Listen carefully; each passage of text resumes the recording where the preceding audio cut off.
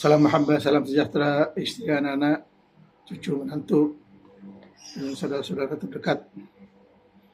Kita sambung perbincangan, ngobrol-ngobrol, pesan-pesan dalam keluarga. Mudah-mudahan bermanfaat.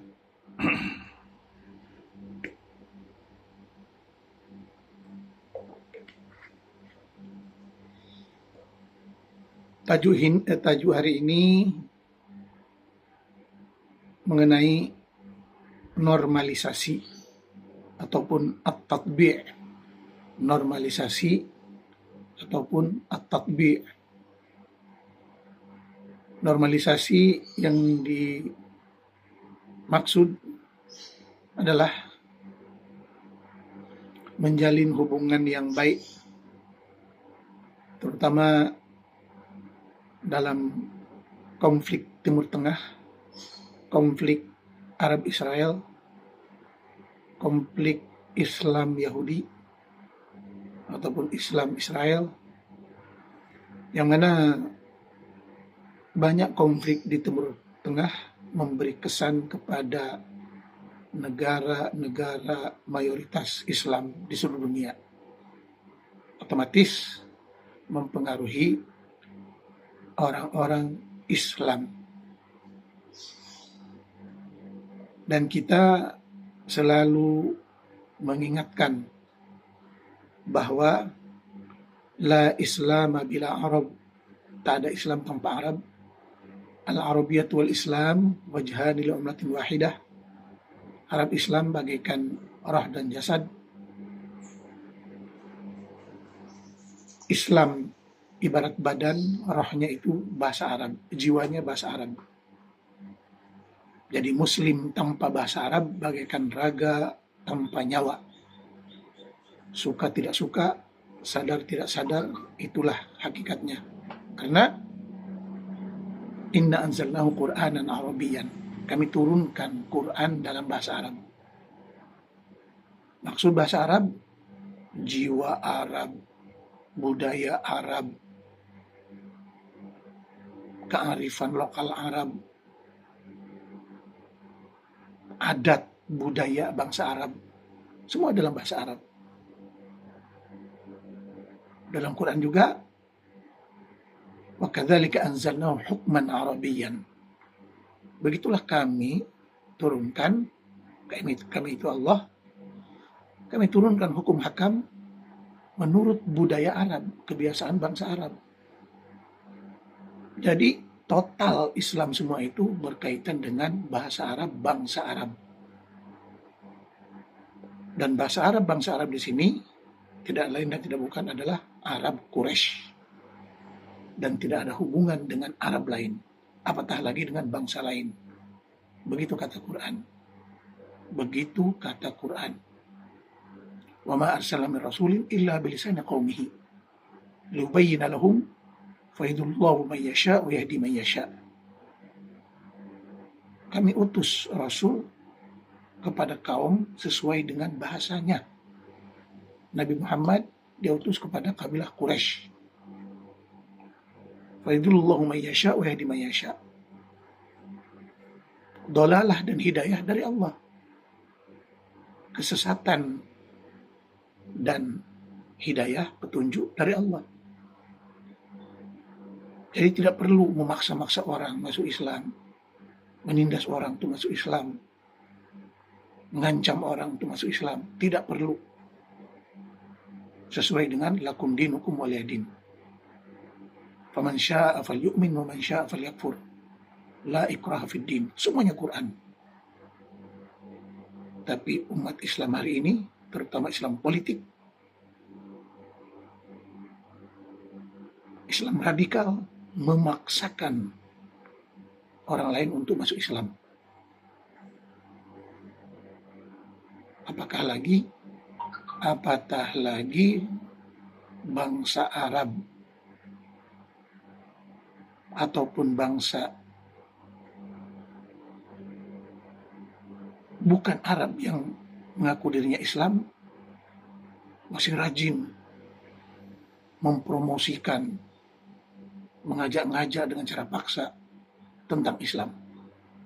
Padahal Islam itu sendiri tidak ada hubungannya dengan dia.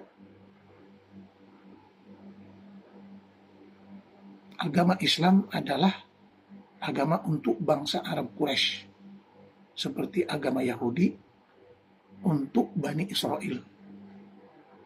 Itu yang termaktub dalam buku-buku mereka, di dalam Quran juga. Terus bagaimana umat yang tidak ada Rasul? Dijelaskan dalam Quran. وَمَا كُنَّا مُعَذِّبِينَ حَتَّى نَبْعَثَ رَسُولًا. Kami tidak akan menyiksa umat tadarus, tidak ada Rasul. وَمَا أَرْسَلْنَا فِي قَرْيَةٍ مِّن نَبِيٍّ إِلَّا وَأَخَذْنَا أَهْلَهَا بِالْبَأْسَاءِ وَالضَّرَّاءِ. Setiap kali kami turunkan Nabi ke satu negeri, di situ akan ditimpa bencana dan musibah yang dahsyat. Ini yang berlaku pada hari ini. Konflik Arab-Israel adalah konflik yang dibuat-buat oleh mitos itu sendiri.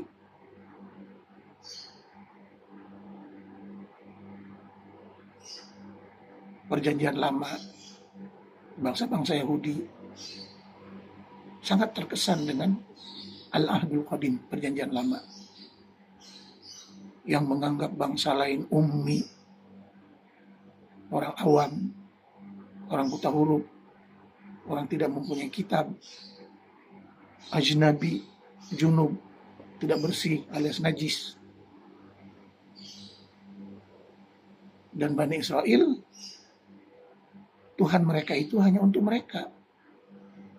Elohim, Yahweh, Ifrit nar, Ifrit api, Yahwa narun hariqah. Yahweh itu adalah api yang membakar. Itu Tuhan mereka, dan hanya untuk Bani Israel. Tiba-tiba Nabi Muhammad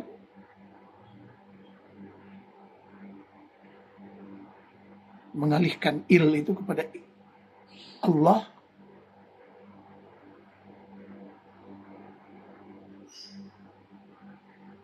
milik agama baru, Islam.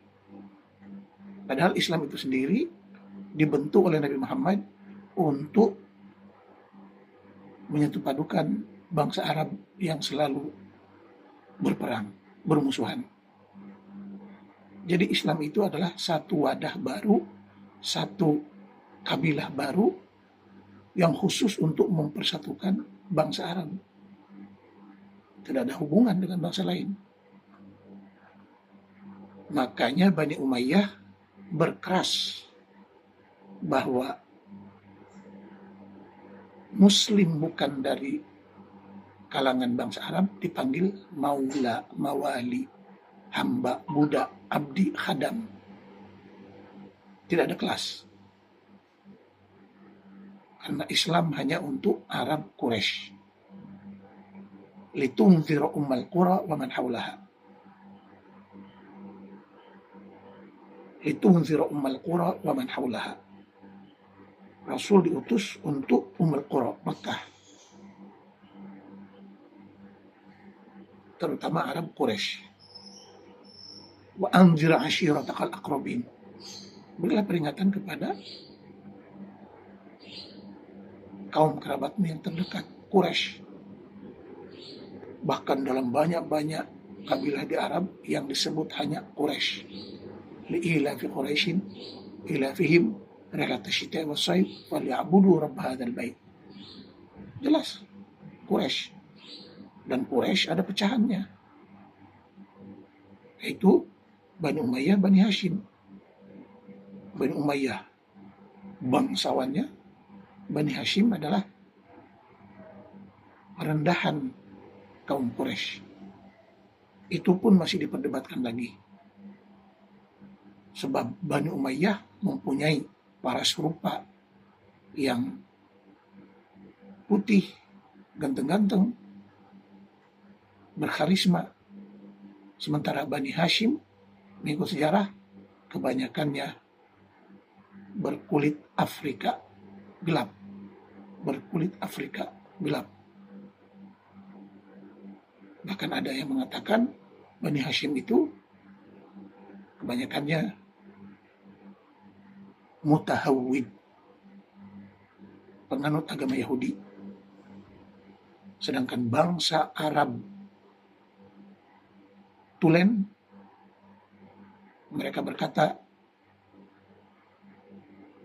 dinuna a'rafuna, agama kami, budaya kami, ilahuna jududuna, Tuhan kami adalah leluhur kami. Itu. Tapi muncul kajian-kajian selepas ini, kan muncul kajian-kajian hari ini yang muncul seperti ada keluarga nasab bermula dari Ibrahim dengan dua putranya Ismail dan Ishak, yang mana Ibrahim mengikut keyakinan bangsa Yahudi adalah al-aba al-awail, leluhur kami, leluhur Yahudi. Termasuk Ishak dan Ismail pun nama Yahudi.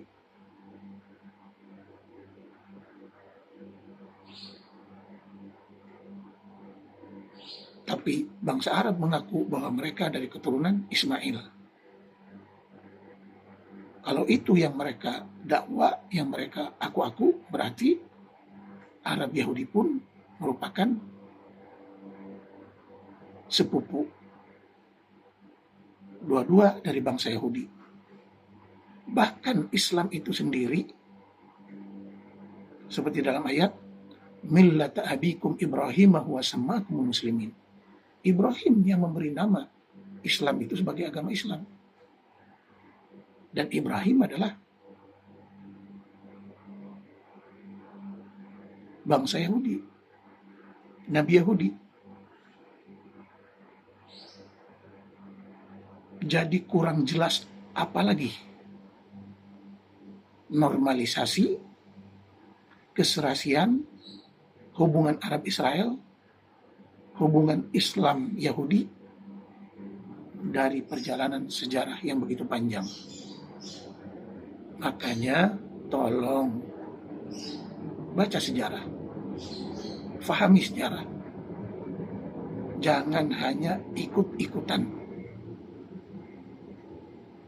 dengan sikap membabi buta.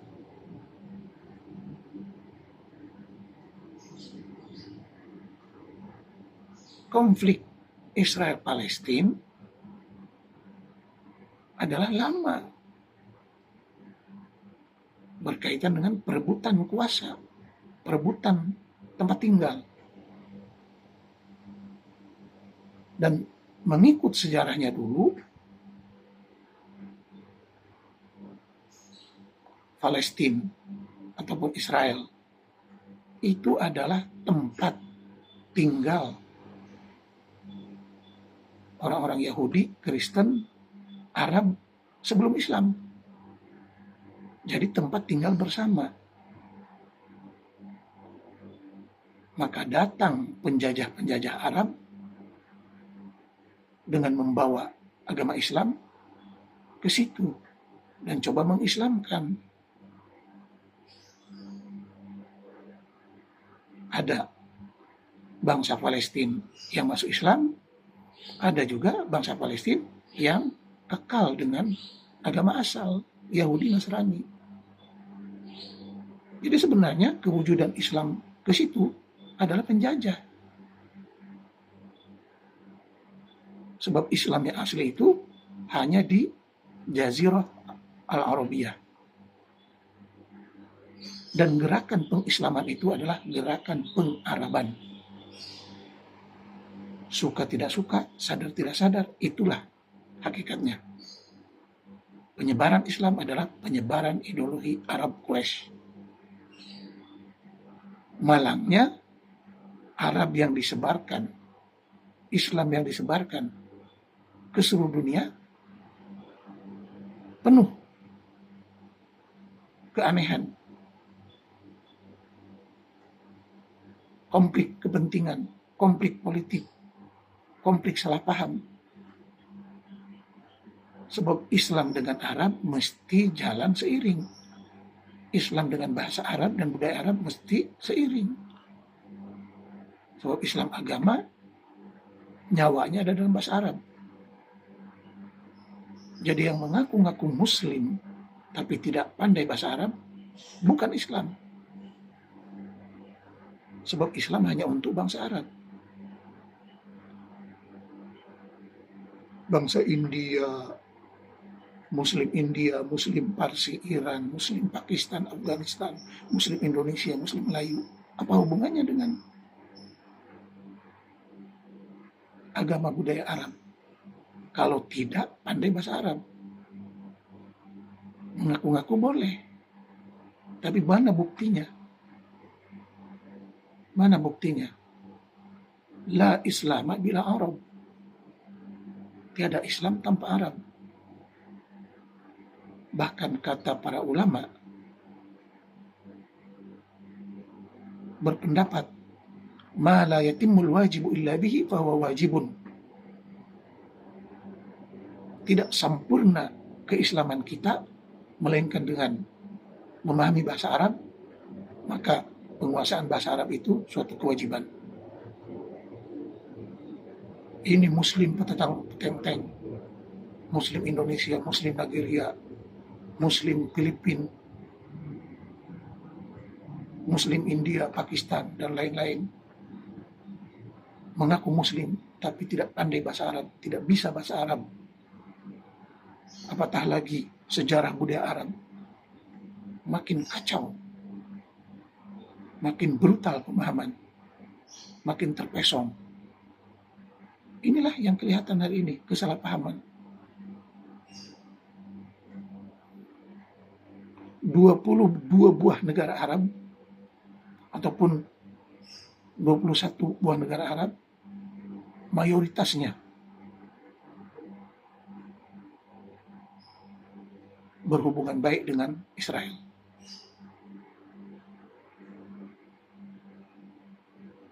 Mengadakan hubungan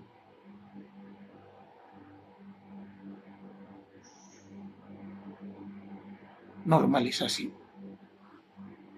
at-tatbi'. Qatar, Saudi, Emiria, Maroko, Maghribi, Tunis, Irak, semuanya menjalin hubungan normalisasi dengan Israel demi kepentingan ekonomi, teknologi, pertanian, sains, ilmu pengetahuan. Sebab ternyata dalam masa 70 tahun Israel mampu mendirikan negara peradaban teknologi yang sangat luar biasa, sangat canggih. Sementara mayoritas negara Arab itu aja. Sebab mereka semua mangsa ajaran Arab Badawi 1400 tahun ke belakang, yang menganjurkan umat Islam supaya kembali ke salaf, kembali ke belakang. 1400 ke belakang. Tiru Nabi, tiru para sahabat. Makanya otak pemikiran bangsa Arab dan bangsa Islam selalu konslet, selalu bertentangan antara tuntutan agama radikal, agama salafi yang menyuruh umatnya kembali ke belakang 1400 tahun ke belakang dengan tuntutan kemajuan zaman, kemajuan peradaban, kemajuan ilmu pengetahuan. Makanya kita saksikan hari ini tidak ada negara Islam dan negara Arab, tidak ada negara mayoritas Islam dan negara Arab yang maju dalam bidang sains teknologi. Sebab mereka dipengaruhi oleh pahaman kullu muhdatsatin bid'ah, wa kullu bid'atin dhalalah, wa kullu dhalalatin finnar. Setiap benda baru adalah bid'ah, setiap bid'ah itu sesat, yang sesat itu di neraka. Habis. Hancur akal pemikiran bangsa Islam. Makanya kita mesti mengkaji semula. Dan kalau mau meniru Islam, meniru agama-agama lain pun, mesti dirubah, dimodifikasi sesuai dengan budaya negara masing-masing, budaya bangsa masing-masing. Baru agama itu akan hidup. Tapi kalau kita kekeh, berkeras untuk meniru budaya Arab 1400 tahun ke belakang, yang mana kebanyakan tokohnya telah pun mati, maka kita secara tidak langsung mengagung-agung, mengidolakan tokoh-tokoh yang telah mati, menyembah orang-orang yang telah mati, maka kita pun telah mati seperti orang-orang yang telah mati.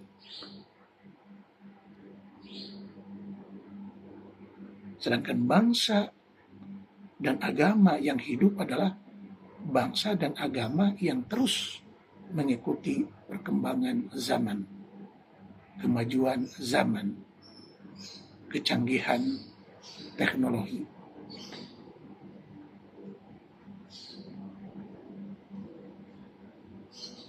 Bahkan kalau kita pahami normalisasi dalam Quran, ada beberapa ayat seperti ya Bani Israil adhkuru ni'mati allati an'amtu 'alaikum wa anni faddaltukum 'alal 'alamin. Lihat, ini diucapkan oleh Nabi Muhammad yang bermaksud, wahai Bani Israil, ingatlah anugerah yang kami, yaitu Allah, berikan kepada kalian, dan kami telah memuliakan kalian dari manusia-manusia di seluruh alam, dari makhluk-makhluk di seluruh alam. Ya Bani Israil adhkuru ni'mati allati an'amtu 'alaikum wa anni faddaltukum 'alal 'alamin. Baca ayat ini. Oleh sebab itu hari ini tidak ada bangsa yang bisa melebihi kehebatan bangsa Yahudi. Keuangan dipegang Yahudi, teknologi dipegang Yahudi,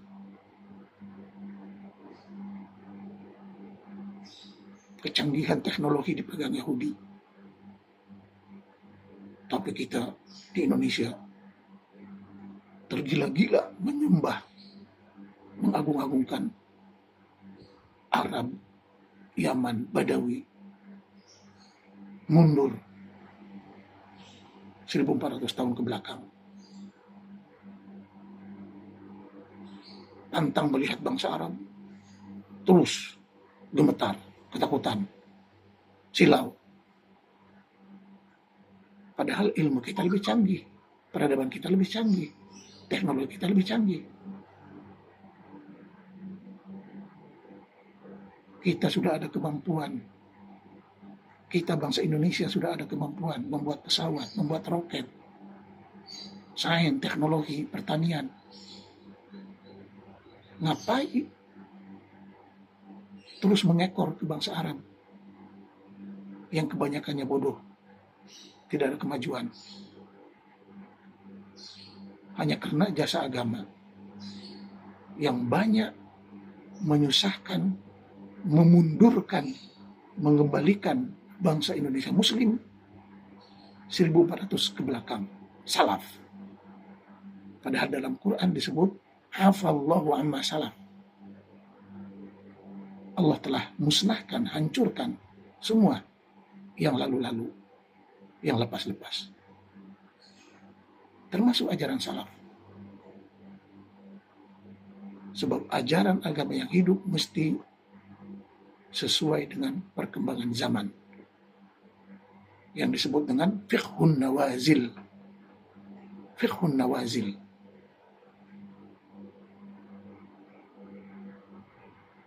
Peraturan agama, maqasidus syariah mesti sesuai dengan keperluan perkembangan hari ini.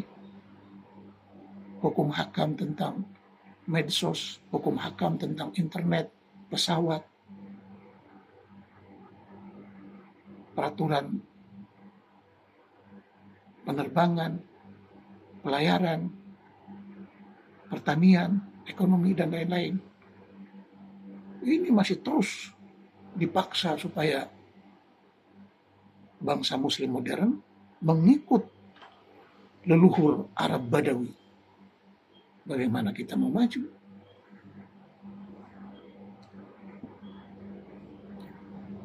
Sedangkan Rasul sendiri berkata, antum a'lamu bi umuri dunyakum. Kalian lebih tahu tentang urusan dunia kalian. Dalam ceritanya, katanya hadis ini dhaif lah, maudhu.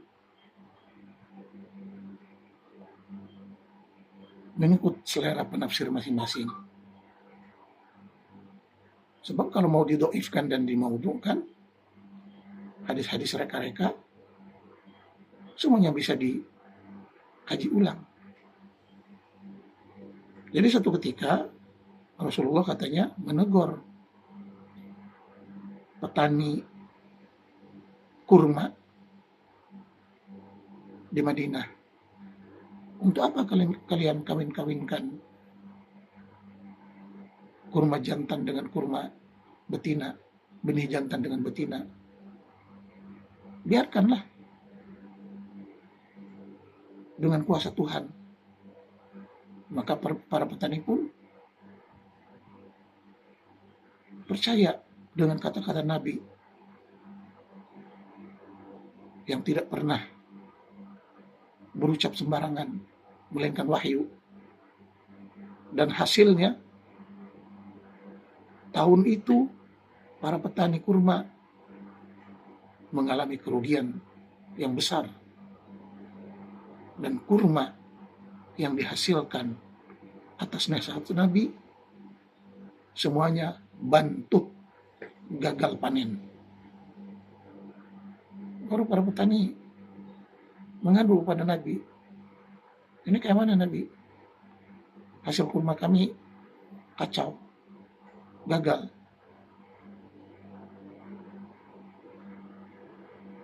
Akhirnya Nabi bukan minta maaf, bukan minta ampun sama para petani.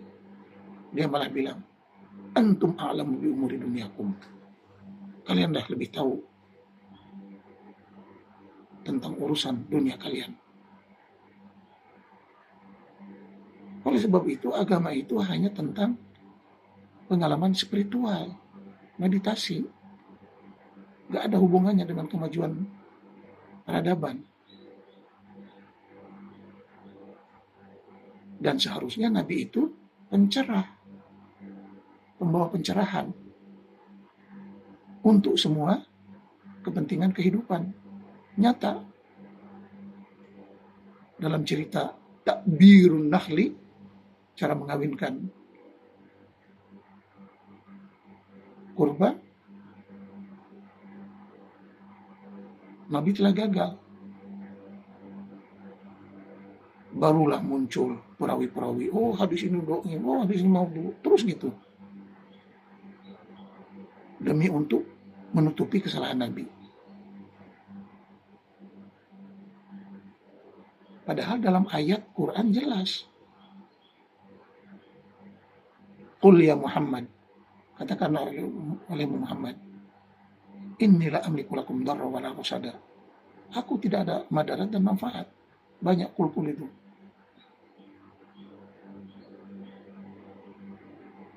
Bahkan Quran pun menyuruh, Qul ya Muhammad, Qul ma kuntu bid'am minar rusuli wa ma adri ma yuf'alu bi wala bikum in attabi'u illa ma yuha ilayya. Aku nih seperti rasul yang lain. Dan aku tidak tahu apa yang akan berlaku kepada diriku. Ini jelas, Nabi Muhammad tidak tahu gaib. Dalam Quran begitu jelas. Qul inni la yujironi minallahi ahadun. Katakanlah oleh Muhammad, aku tidak dapat melindungi siapapun, termasuk anak-anaknya. Ngaku-ngaku Habib, ngaku-ngaku zuriat Nabi. Ayat ini jelas. Qul inni la yujironi minallahi ahadun walan ajri min duni multahada. Aku tidak dapat melindungi siapapun. Bahkan dalam ayat lain, Qul innama ana basyarum mislukum. Aku ini manusia seperti kalian. Terus ada yang mengatakan Nur Muhammad lah, Sinar Muhammad lah. Jelas-jelas Quran, Qul innama ana basyarum mislukum. Jadi dalam cerita normalisasi, Quran begitu jelas. Bahkan ayat lain ada menyatakan, Ya Bani Israel, udkhulul ardul muqaddasata allati kataballahu alaikum. Baca ayat ini, pahami ayat ini. Wahai Bani Israel, masuklah tanah yang telah kami janjikan. Bahkan dongeng mitos kenapa Nabi Ibrahim disunat, dikhatan, adalah karena dengan khatan ini, dengan sunat ini, suatu perjanjian untuk mendapatkan tanah Ursalim, yaitu tanah Palestina. Itu tiba-tiba khatan, ramai-ramai anak umat Islam mengikut sunnah Ibrahim. Padahal kita dalam perangkap yang mana khatan itu adalah budaya Yahudi untuk mendapatkan sebidang tanah Palestina. Jadi kita dengan menyunat, memotong kemaluan anak-anak yang katanya ibadah, padahal itu kesesatan yang turun-temurun. Itu budaya Yahudi, budaya Bani Israel. Ngapain kita ikut-ikut? Anak dikebiri, tidak punya dosa, teriak kesakitan, tidak ada yang membantu atas nama ibadah. Ada satu kebodohan. Hari ini ada buku yang mengkaji tentang madaratnya, bahayanya memotong kemaluan, khatan atau sunat. Silahkan baca nama buku, kajian 7 tahun, Jinayatul Khitan. Jenayah atau kejahatan menghatan, memotong kemaluan anak-anak. Saya sendiri telah minta maaf sama anak-anak lelaki saya karena mengamalkan budaya Yahudi yang ditiru oleh Muslim Arab, padahal bangsa Arab dulu pun tidak ada yang berkhatan. Tapi kita ikut-ikut budaya Yahudi.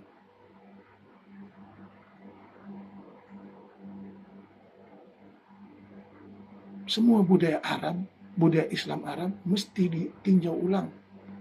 Tidak perlu mengikut-ngikut, membahayakan diri. Bahkan Quran jelas, wala tulqu biaidikum ila tahlukah. Jangan membahayakan dirimu. Ayat lain pun jelas, wala taqtulu anfusakum innallaha kana bikum rahima. Jangan kalian membunuh diri.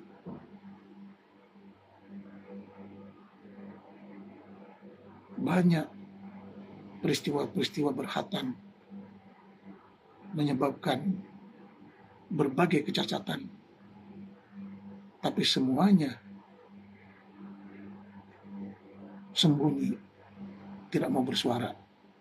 Bahkan anehnya, hari ini yang menentang menghapuskan khatan atau potong kemaluan itu hanya dua kelompok, Yahudi dengan Islam.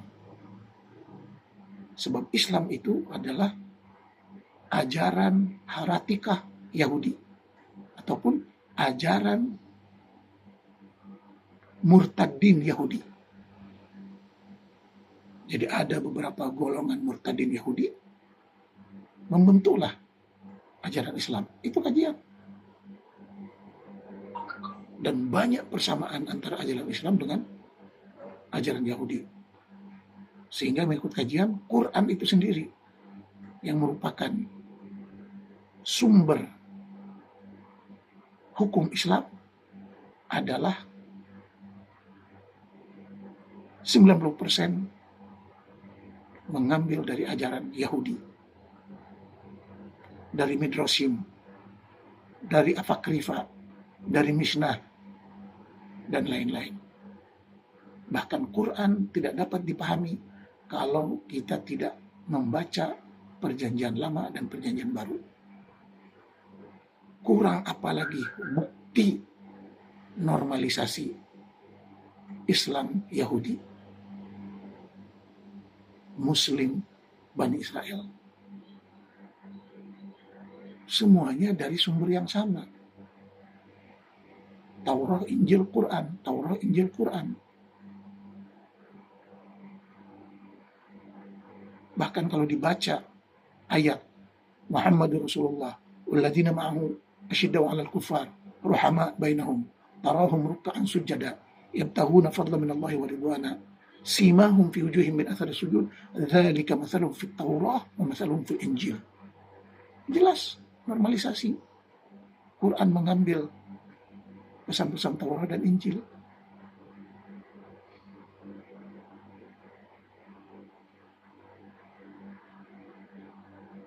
Begitu juga dengan ayat qad aflaha man tazakka wa dzakara isma rabbih fa shalla hingga ke inna hadza la fi suhufil ula suhufi Ibrahim wa Musa. Kitab Musa, Taurat. Normalisasi lagi. Maka orang yang menentang normalisasi adalah mendurhaka kepada Al-Quran, mendurhaka kepada Tuhan, mendurhaka kepada Rasul.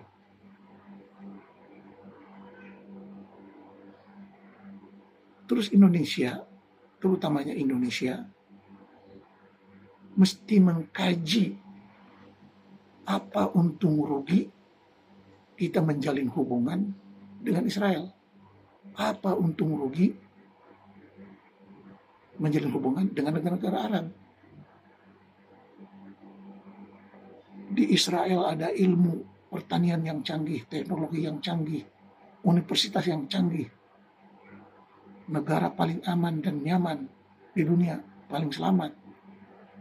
Semuanya canggih-canggih. Sementara negara Arab kebanyakannya rasis, mundur. Kita bahkan membiarkan keuntungan haji dan umrah berbilion-bilion tanpa ada pulangan apa-apa. Hanya angan-angan pahala surga. Padahal kita hidup di dunia. Belum lagi dengan negara lain, dengan Mesir, yang hanya mengekspor kemunduran, kedunguan, kebodohan. Dari Al-Azhar yang sememangnya bertentangan dengan kemajuan sains, ilmu, dan teknologi. Bayangkan kata-kata Sya'rawi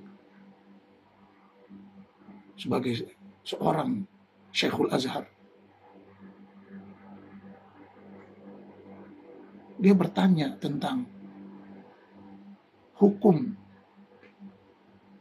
menanam organ, cangkok organ, terutama bagi mereka yang sakit ginjal, yang sakit buah pinggang.